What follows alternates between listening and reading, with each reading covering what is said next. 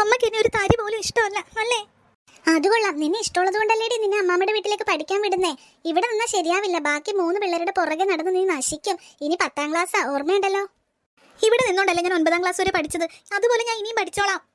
അയ്യോ, 9ാം ക്ലാസ് വരെയുള്ള മാർക്കിന്റെ കാര്യമൊന്നും പറയണ്ട. ആ മാർക്കൊക്കെ ഞാൻ കണ്ടതാ. എല്ലാത്തിനും ആവറേജ് മാർക്കുള്ളൂ.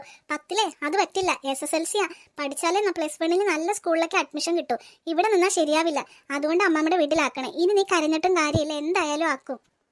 അമ്മേ അമ്മേ, ചേച്ചീനെ അമ്മമ്മയുടെ വീട്ടിൽ നിർത്താൻ പോകുകയെന്ന് പറഞ്ഞത് ശരിയാണോ? ശരിയല്ലാതെ പിന്നെ ഞാനെന്തിനാ ഈ പെട്ടിയൊക്കെ പാക്ക് ചെയ്യുന്നേ? എന്താ അമ്മേ, ചേച്ചി ഇവിടെ നിന്നോട്ടെ. അവൾ ഇവിടെ നിന്നാ നിനക്ക് തല്ലുപിടിക്കാൻ മാത്രമല്ലേ നേരമുള്ളൂ.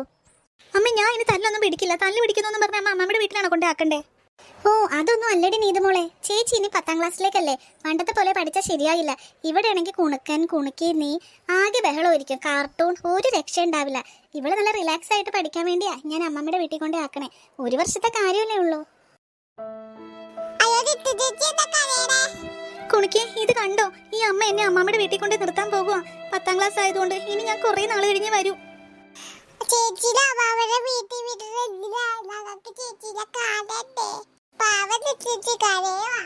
അതെ മക്കളെ, നിത്യ ചേച്ചി ഇനി വലിയ ക്ലാസ്സില് കുറെ പഠിക്കാനുണ്ട്. നല്ല മാർക്ക് വാങ്ങണം. അതുകൊണ്ട് അമ്മമ്മയുടെ വീട്ടിലാക്കുന്നേ. സാരിയില്ല കേട്ടോ. ശനി ഞായറൊക്കെ ചേച്ചി നിങ്ങളെ കാണാൻ ഇങ്ങോട്ട് വരും. ഇല്ലെങ്കിൽ നമുക്ക് അമ്മമ്മയുടെ വീട്ടിൽ പോകാം. നിങ്ങളിങ്ങനെ വിഷമിക്കണ്ട കേട്ടോ. അമ്മ എന്തൊക്കെ പറഞ്ഞാലും ഞാൻ പോകില്ല അമ്മമ്മയുടെ വീട്ടില്. ഞാൻ അച്ഛന് തീരുമാനിച്ചു കഴിഞ്ഞു. നീ പോയേ പറ്റൂ. പെട്ടിയൊക്കെ റെഡിയാണ്. ഇറങ്ങിക്ക് അങ്ങോട്ട്. ഇപ്പൊ വരും ഓട്ടോറിക്ഷ അമ്മാമ്മ അച്ചാച്ചനും. അമ്മ പ്ലീസ് അമ്മേ. വേണ്ട വേണ്ട, അമ്മേനെ വിളിക്കണ്ട. അമ്മ അച്ഛനെ തീരുമാനിച്ചല്ലേ എന്നെ ഇവിടുന്ന് പറഞ്ഞു വിടാൻ. ഞാൻ പോയിക്കോളാം. ചേച്ചി, നിങ്ങൾക്ക് എന്ത് സുഖം. നിങ്ങൾക്ക് 3 പേർക്കും അച്ഛൻ്റെ അമ്മയുടെ ഒപ്പം കഴിയാലോ. അവർക്ക് എന്നെ ഇഷ്ടമില്ലെന്നാ തോന്നുന്നേ. അതാ എന്നെ അമ്മമ്മയുടെ വീട്ടിൽ കൊണ്ടേ ആക്കുന്നേ. ചേച്ചി പോയാൽ ഞാനിവിടെ ഒറ്റയ്ക്ക് നിൽക്കൂല. ഞാനും വരും. വേണ്ട വേണ്ട, നിങ്ങൾ ആരും വരണ്ട. വാ, നമുക്ക് പുറത്തേക്ക് പോകാം. ഇപ്പൊ ഓട്ടോറിക്ഷക്ക് അമ്മാമ്മയൊക്കെ വരും എന്നെ കൊണ്ടുപോകാൻ. നിങ്ങൾ രണ്ടുപേരും കൂടി ഇനി വഴക്കൊന്നും കൂടരുത് കേട്ടോ. ഞാൻ പോകുവാ നീതു മോളെ. നിനക്ക് എന്നെ തല്ലുപിടിക്കാൻ ഞാൻ ഈ വീട്ടിലില്ല. അച്ഛനെ കാണുന്നില്ലല്ലോ. എടി നിത്യ, നിന്റെ സങ്കടം ഇതുവരെ മാറിയില്ലേ? അല്ലെങ്കിൽ നിനക്ക് അമ്മാമ്മയുടെ വീട്ടിൽ പോകാൻ നല്ല ഇൻട്രസ്റ്റ് ആണല്ലോ. അതുപോലെയാണോ ഇത്? 1 വർഷത്തേക്കല്ലേ എന്നെ കൊണ്ട് അവിടെ ആക്കുന്നേ. നിന്റെ ഈ സങ്കടം അമ്മാമ്മ അപ്പാപ്പനൊക്കെ ഓട്ടോറിക്ഷക്ക് വരുമ്പോ മാറിക്കോളൂ. ഇല്ല, മാറില്ല. അമ്മയെ, അമ്മയുടെ തീരുമാനത്തിൽ എന്തെങ്കിലും മാറ്റമുണ്ടോ? ഒരു മാറ്റവും ഇല്ല എന്റെ മക്കളെ.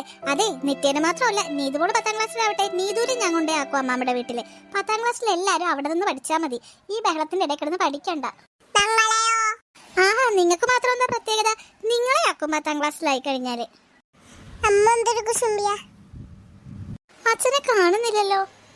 അച്ഛനിപ്പോ വരുന്നുണ്ടോ? അത് പിന്നെ അമ്മാമ്മ അപ്പാപ്പനും വന്ന് ഓട്ടോറിക്ഷ കയറ്റി നിന്നെ അങ്ങോട്ട് കൊണ്ടുപോകുമ്പോ അച്ഛന് കാണണ്ടേ? അത് കാണാൻ വേണ്ടി അച്ഛൻ വരുന്നുണ്ട്. എന്നാലും അച്ഛനെ സമ്മതിച്ചോ? അച്ഛൻ സമ്മതിക്കാതെ ഞാൻ എന്തെങ്കിലും ചെയ്യോടി? അച്ഛൻ വന്നുണ്ട്.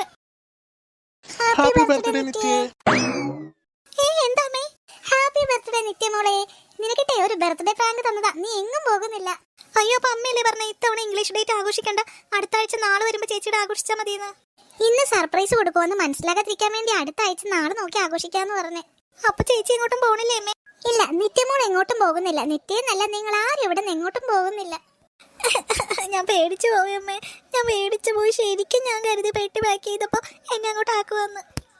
കരയാതെ. പെട്ടിയിലൊന്നും ഇല്ല എന്റെ മക്കളെ. പിന്നെ അമ്മമ്മ അപ്പാപ്പൻ ഇത് അറിഞ്ഞിട്ട് പോലുമില്ല. നിന്റെ അമ്മേനെ എല്ലാ ബർത്ത്ഡേക്കും നിങ്ങൾ പ്രാങ്ക് കൊടുക്കില്ലേ? അതുകൊണ്ട് അവർക്ക് ഭയങ്കര നിർബന്ധമായിരുന്നു നിനക്കൊരു പ്രാങ്ക് തന്നെ ഒന്ന്, ബർത്ത്ഡേ പ്രാങ്ക്. അതുകൊണ്ടാണ് ഞങ്ങൾ ഇങ്ങനെയൊക്കെ ചെയ്തേ. എന്റെ മോൾ എങ്ങോട്ടും പോകുന്നില്ല. Thank you. നിങ്ങളൊക്കെ വിട്ടു പോകണ്ടെന്ന് ഞാൻ ഒത്തിരി വിഷമിച്ചു. ഇനി പോകണ്ടല്ലോ, നമുക്കതേ കേക്കൊക്കെ മുറിക്കാവുന്ന. ചിരിക്കണ്ട ചേച്ചി. മക്കളെ, എങ്ങനെയുണ്ട് എന്റെ പ്രാങ്ക്? എന്റെ പൊന്നമ്മേ, ഇതേപോലത്തെ പ്രാങ്കൊന്നും വേണ്ട കേട്ടോ. ഞങ്ങൾ ശരിക്കും പേടിച്ചു. വാച്ച, കേക്ക് മുറിക്കാം. കേക്കൊക്കെ മുറിക്കാം, പക്ഷെ അതിനു മുമ്പ് ഒരു സർപ്രൈസ് കൂടിയുണ്ട്. ഇനി സർപ്രൈസോ? അതെന്താന്ന് കാണിച്ചു തരാം. ആദ്യം ഈ കേക്ക് കൊണ്ട് അകത്ത് വെച്ചിട്ട് വാ, എന്നിട്ട് ഞാൻ സർപ്രൈസ് കാണിച്ചു തരാം.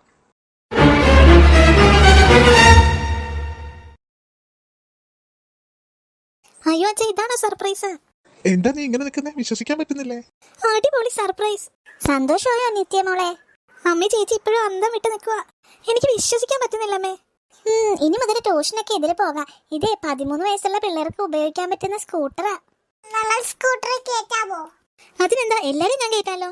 ആഹാ, അങ്ങനെ കേട്ടാറൊന്നും ആയില്ല. പ്രാക്ടീസ് ഒക്കെ ചെയ്യണ്ടേ? ഇവളുടെ കൂട്ടുകാരി ഇവിടെ വീട്ടിൽ പോയി ഇവള് ഇതെല്ലാം ഓടിക്കാൻ നന്നായിട്ട് പഠിച്ചതാ. അതുകൊണ്ടല്ലേ ഞാൻ ഇത് തന്നെ ഗിഫ്റ്റ് ആയിട്ട് വാങ്ങിയത്.